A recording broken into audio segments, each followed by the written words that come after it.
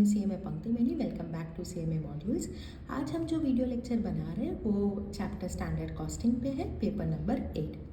Already हम video lectures upload कर चुके हैं स्टैंडर्ड कॉस्टिंग के रिलेटेड, जिसमें सम नंबर 8 तक कवर किया है। इस लेक्चर में हम सम नंबर 9 से सम नंबर 13 तक कवर करने वाले हैं। सो let's go for question number 9। Standard set for material consumption was 100 kgs। Standard details, standard quantity मुझे दी है विच इज़ 100 kg। स्टैंडर्ड रेट दिया है 2.25। In a cost period, opening stock was 100 kg at the rate of 2.25. Purchases made was 500 kg at the rate of 2.15 and consumption was 110 kg। मतलब मेरा consumption 110 है, purchases मुझे दिया है 500 kgs और opening stock मुझे दिया है 100 kgs। I am suppose to calculate my usage और price variance. When variance is calculated at the point of purchase, when variance is calculated at point of issue on FIFO basis and variance is calculated at point of issue on LIFO basis। Usage तो मेरे लिए बहुत ही easy है। Usage is nothing but quantity as discussed by us in our previous lecture. तो हमेशा standard minus actual किया जाता है, तो standard quantity minus actual quantity. और जब भी हम क्वांटिटी का डिफरेंस लेते हैं तो हमें रेट मल्टीप्लाई करना होता है। रेट भी कौन सा rate? Always standard rate. Why? We are taking difference of quantity. तो यहाँ पे क्या आ जाएगा? Standard quantity standard rate minus actual quantity actual rate.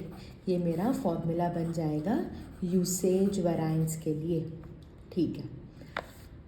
Now coming to replacement of figures. तो यहाँ पे स्टैंडर्ड प्राइस स्टैंडर्ड क्वांटिटी मुझे डायरेक्टली दिया है। So 100 into 2.25, 100 into 2.25 will give me standard price into standard quantity और standard price into actual quantity. Standard price into actual quantity वो भी मुझे दिया है। Actual quantity is nothing but मेरा कंजम्पशन जो है वो एक्चुअल क्वांटिटी हो जाएगा और स्टैंडर्ड प्राइस जो है वो मुझे 2.25 दिया हुआ है। Okay, so accordingly if I go for this मुझे 22.50 आंसर आना चाहिए। वही मैंने यहाँ पे भी सॉल्व किया है। So standard quantity into standard price minus actual quantity into standard price, that is the formula for usage variance। standard minus actual, standard quantity minus actual quantity into standard price I am supposed to multiply। Replace करके from the question figures replace करके 22.50 adverse आ रहा है। ठीक है। Going to next question that is price variance. Price variance 3 questions में split किया है। Point of purchase is very easy, उसमें तो कोई डिफ़िकल्टी नहीं है। फीफो और लीफो बेसिस पे करना है। What is FIFO? FIFO is nothing but first in first out. और what is LIFO? LIFO is nothing but last in first out. जो पहले आया है उसको पहले निकालो, जो बाद में आया है उसको लास्ट इन फर्स्ट आउट, उसको पहले निकालो, जो बाद में आया है उसको पहले निकालो। So going for this question point of purchase पहले, तो मेरा जो प्राइस वेराइंस का फॉर्मूला है वो क्या है? Price that is standard minus actual, standard minus actual. तो ये प्राइस का मैंने डिफरेंस ले लिया। ऑलवेज स्टैंडर्ड कॉस्टिंग में हमने देखा है हम डिफरेंस किसका लेते हैं? Standard minus actual. स्टैंडर्ड में से हम एक्चुअल निकालते हैं। अगर प्राइस वेराइंस है तो standard price minus actual price. Usage variance है मतलब दैट इज क्वांटिटी वेराइंस है तो standard quantity minus actual quantity. Just because हम प्राइस का डिफरेंस ले रहे हैं तो हम क्वांटिटी मल्टीप्लाई करेंगे। कौन सा quantity? Always actual quantity. Okay, यहाँ पे मेरा स्टैंडर्ड प्राइस क्या है? 2.25। मेरा एक्चुअल प्राइस क्या है? 2.15, right? 2.25 and 2.15। 2.25 is from the question, this is my standard and 2.15 is here, this is my actuals। तो यहाँ से 2.25 और 2.15 इसको मैं मेरा एक्चुअल क्वांटिटी जो है that is nothing but 110, that is consumption, उससे मल्टीप्लाई करूँगी आई गेट 11 फेवरेबल। वही यहाँ पे भी मैंने सॉल्व किया है। Standard price minus actual price, price का difference, that I'll have to multiply with quantity, that is actual quantity, standard price into actual quantity, actual price into actual quantity, that will give me 11 as favorable. Okay, now going for FIFO method, going for FIFO basis, point of purchase, point of issue is nothing but FIFO basis. तो इसमें क्या करना है, first in first out, first in first out.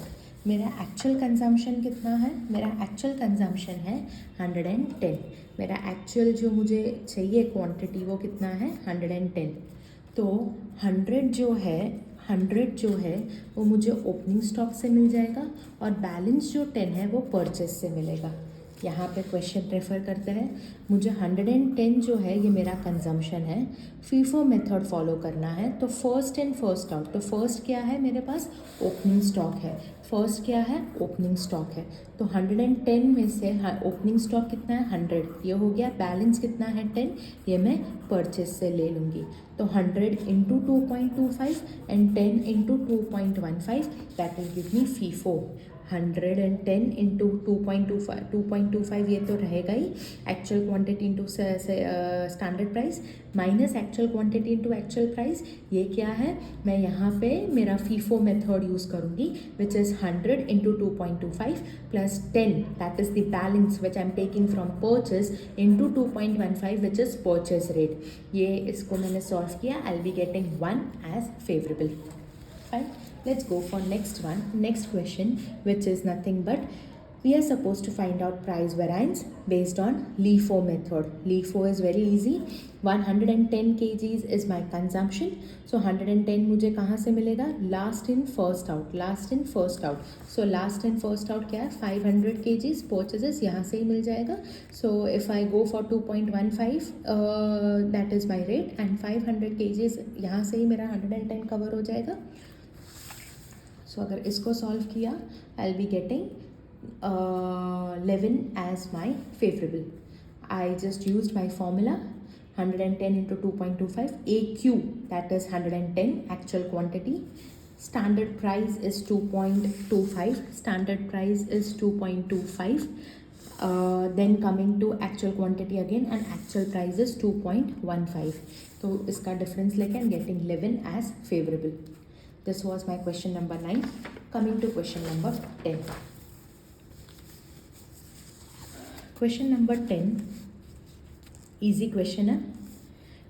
बहुत बार students ये question देख के डर जाते हैं, मतलब they feel that this question is very complex and they quit doing this question, but ये क्वेश्चन बहुत ही ईजी है, इसमें कोई डिफ़िकल्टी नहीं है। ग्रॉस वेजेस दिया है, okay, using the following information calculate 3 labour variances, we are suppose to calculate labour variances over here. Gross wages दिए हैं मुझे, ग्रॉस वेजेस कितना है, department X department Y, that is 28,080, 19,370. Then coming to standard hours produced, so standard hours produced is 8,640 and 6015 for department Y. Standard rate per hour is 3 for department X and 3.40 for department Y. Actual hours worked is 8,200 for department X and 6,395 for department Y.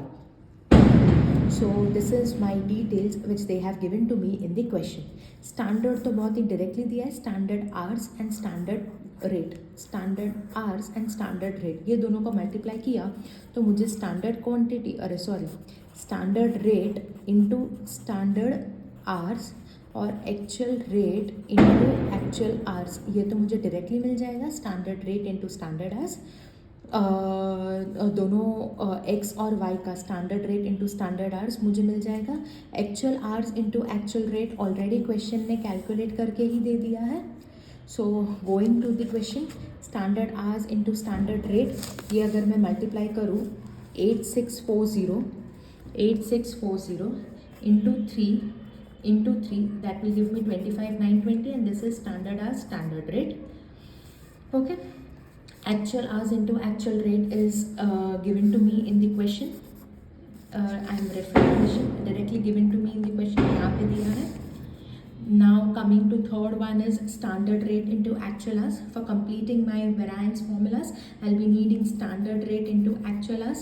वो भी मैं multiply करके 24,600 लेके आती हूँ directly from the question. मैंने figures लिए हैं और फॉर्मूलाज में रिप्लेस करके आई एम गेटिंग 24,600. फॉर्मूलाज भी इजी है, जैसा मेरा मटेरियल का है वैसा ही लेबर का है.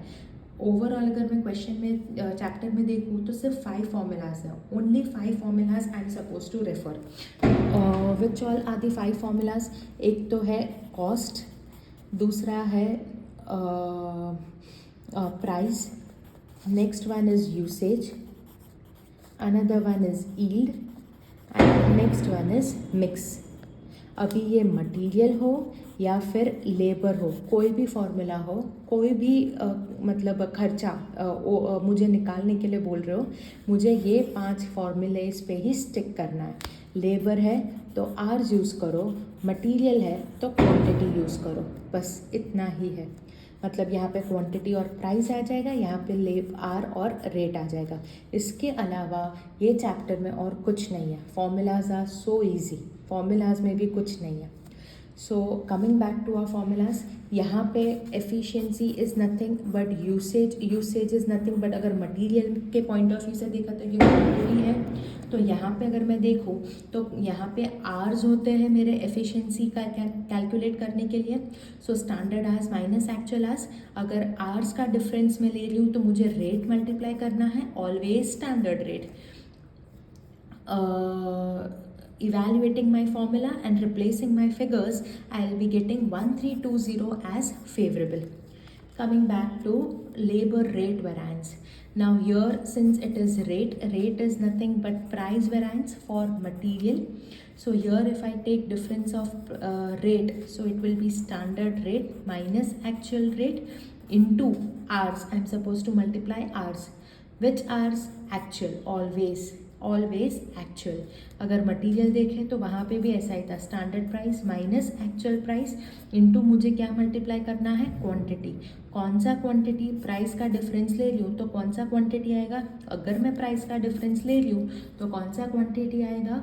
Always actual quantity. सेम यहाँ पे लेबर में भी है. यहाँ पे price is replaced by rate and quantity is replaced by hour. मैंने फॉर्मूलाज को इवेल्युएट किया, रिप्लेस किया and I am getting my answer. Same applies to cost variance.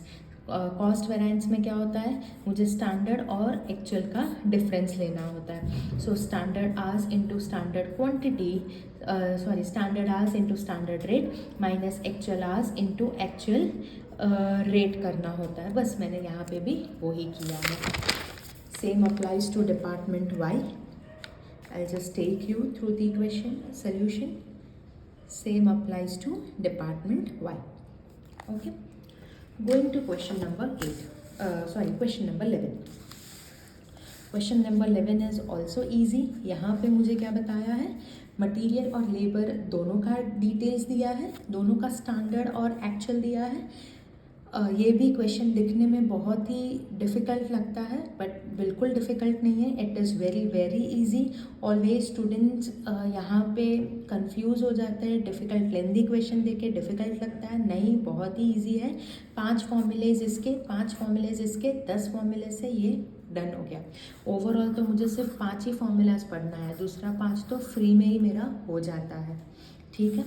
यहाँ पे क्या दिया है, इनपुट दिया है 400, 200, 100. उसके सामने मटेरियल का कौन सा है, ए बी एंड सी. 700 मेरा टोटल इनपुट केजीज है. ओके. मुझे रेट दिया है, स्टैंडर्ड प्राइस दिया है और मुझे उसका वैल्यू दिया है, standard quantity into standard price. That will give you S P into S Q. Okay. Now coming to actuals, तो एक्चुअल क्वांटिटी दिया है A B C, actual price और A P into A Q. ठीक है.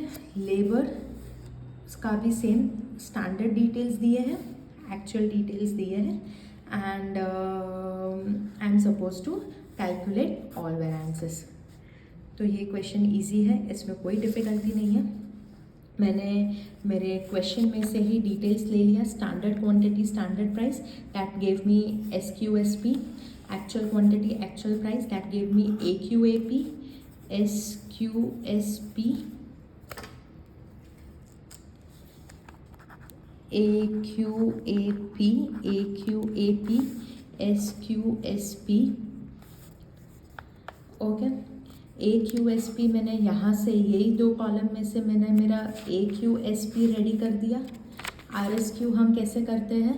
RSQ is nothing 750, that is this, into 400 divided by 700. So 750 into 400, 750 into 400 divided by 700, 750 into 400 divided by 700, वैसा करके मुझे मेरा RSQ मिल रहा है। RSQ is I'm revising my this quantity, I'm revising my actual quantity, I'm revising my actual quantity based on standard quantity. So 400 divided by 700 into 750, that will give me 428. वैसा ही मैंने RSQ ready किया, RSQ is multiplied with standard price, I will be getting my RSQ SP. ये calculate करके मैंने मेरे formulas में replace किया। This is my price variance, this is my usage variance formula, cost variance, yield variance. Yield variance भी एक बार revise कर लेते हैं। Yield variance is nothing, very easy, this is my SQ, यहाँ पे RSQ and AQ।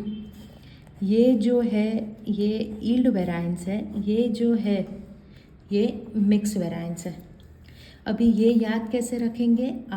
YM, PM के जगह YM, PM के जगह YM, और SQ RSQ, RSQ AQ, SQ RSQ, RSQ AQ, done. So yield variance, mix variance, yield variance, mix variance. So accordingly I went for yield variance, mix variance. Same applies to labour variances also, same fashion में ही calculate किया है, nothing different, and I'll just take you all through the solution.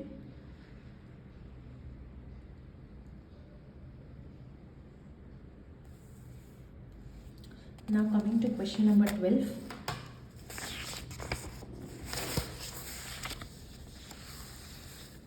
Again question number 12 also looks complicated, but ऐसा कुछ नहीं है, it is also very very easy. यहाँ पे मुझे लेबर वेरिएंस कैलकुलेट करने के लिए बोल रहा है, पूरा लेबर का डिटेल्स दिया है। So let's go through the question. Standard labour complement and actual labour complement engaged in a week for a job are as under. So they have given me standard number of workers in a gang. Then what else they have given me? They have given me skilled workers, they have given me semi-skilled workers, unskilled workers. So standard number of workers in a gang कितना है? 32. उसका standard wage rate कितना है? 3. मतलब number of workers 32 है, number of workers 32 है। ये घंटे नहीं दिए हैं, 32 वर्कर्स है। कितने घंटे काम कर रहे हैं वो तो नीचे दिया है, यहाँ पे तो कितने वर्कर्स है 32, 12, 6 ये दिया है, नंबर ऑफ वर्कर्स दिए हैं, उसके वेज रेट्स दिए हैं। Actual number of workers employed in the gang during the week, मतलब यहाँ पे भी नंबर ऑफ वर्कर्स दिए हैं, यहाँ पे एक्चुअल वेज रेट दिया है। During the 40-hour working week, the gang produced 1,800 standard labor hour of work. Calculate efficiency variance, wage variance, mix variance and cost variance. सारे variances calculate करना है। तो यहाँ पे अगर मैं देखूँ तो 32 into 40. So what is 32? 32 is my number of workers. And what is 40? 40 hours है, 40 आवर वीक है, यहाँ पे क्वेश्चन में दिया हुआ है 40 आवर वर्किंग वीक।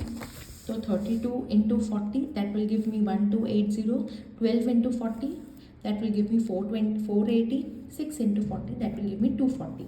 तो अगर मैं आवर्स का टोटल करूँ तो मुझे 2000 आ रहा है। Same way 28 workers, 18 workers and 4, 28 workers actual number of workers, 28 workers, 18 workers and 4। तो इसको मैंने 40 से मल्टीप्लाई किया तो आई एम गेटिंग 2000। जस्ट बिकॉज यहाँ पे 2000 और ये 2000 सेम है, सो ये जो है ये स्टैंडर्ड डेटा नहीं है मेरे लिए, ये क्या है, रिवाइज्ड डेटा है। ठीक है, स्टैंडर्ड डेटा मुझे कैलकुलेट करना पड़ेगा। पे क्वेश्चन ने मुझे रिवाइज डेटा का डिटेल्स दिया है, स्टैंडर्ड का नहीं, इसलिए रिवाइज्ड में कैसे कैलकुलेट करूँगी, स्टैंडर्ड में कैसे कैलकुलेट करूँगी, इन द सेम फैशन जो मैं रिवाइज्ड के लिए यूज़ करती थी। So it is nothing but 2000 जो रहेगा वो मेरा टोटल रहेगा, 1280 इसके रेशो पे मुझे कैलकुलेट करना है। और स्टैंडर्ड आवर्स क्या दिए हैं, स्टैंडर्ड आवर्स 1800 दिया है। मतलब यहाँ पे कैसे आएगा, 1280 दैट इज़ द रेशो यहाँ पे जिसके बेस पे मुझे कैलकुलेट करना है। 2000 is my total hours, actual hours जिसको मुझे रिवाइज करना है, और जो actual quantity for that worker is 1800, ये क्वेश्चन में दिया है। उसके बेस पे मुझे स्टैंडर्ड क्वांटिटीज़ मिल जाएगा, वो मैं यहाँ पे रिप्लेस कर दूँगी। Okay, 1152, 432, 216, so this is nothing but calculated below. ठीक है, स्टैंडर्ड रेट्स तो क्वेश्चन में दे मिल जाएंगे and accordingly you will get your answer. You are just suppose to substitute in the formulas, you will get your labour variances. Coming to question number 13, question number 13 भी वैसा ही है जैसा question number 12 था, वहाँ पे लेबर था, यहाँ पे मटीरियल है। Chemical company gives you following standard and actual data of its chemical number 1456. You are required to calculate variances. What you are required to do? You are required to calculate variances. So they have given you material details, they have given you labor details, standard data, and here they have given you material details, labor details, actual data. Okay. So यहाँ पे भी वैसा ही है जैसा हमने previous sum that is sum number 12 में देखा। Standard details दिए हैं 450, 360, 800 उसका टोटल हो रहा है 810। अगर आप एक्चुअल का भी देखोगे तो 450, 360 kgs है, उसका भी टोटल हो रहा है 810। सिंस एक्चुअल और स्टैंडर्ड दोनों का सेम है, दैट मीन्स ये जो है ये स्टैंडर्ड नहीं है, ये मुझे रिवाइज्ड का डेटा दिया है। Okay, I am required to calculate my standard quantity. तो ये मेरा जो पूरा डेटा है ये मेरा रिवाइज्ड का है, ये डेटा एक्चुअल डेटा है, यहाँ पे जो दिया ये एक्चुअल है, स्टैंडर्ड कैलकुलेट कर लेते हैं। तो स्टैंडर्ड कैसे कैलकुलेट किया है, 760 कहाँ से मिला मुझे, 760 इज़ नथिंग बट ये क्वांटिटी जो एक्चुअल क्वांटिटी का टोटल है उसको हमें रिवाइज करना होता है, तो ये मैंने लिया, इसको मैं रिवाइज करूँगी। तो 760 into 450 divided by 720 divided by 720, so 760 into 450 divided by 720 that will give me 475, that will give me 475 and standard price। 760 into 360 divided by 720 that will give me 380 into standard price। Fine, बस इतना ही है। अगर ये solve किया तो ये मुझे देगा standard quantity into standard price का data, and rest of the sum is similar. बस इसके डिटेल्स आ जाए, फिर फॉर्मूलाज में सब्सटीट्यूट करना है and you will get your answer. Hope आपको ये वीडियो लेक्चर पसंद आया हो। अगर पसंद आया हो तो प्लीज़ लाइक कीजिए, शेयर कीजिए, सब्सक्राइब कीजिए और and hit the notification button. Thank you.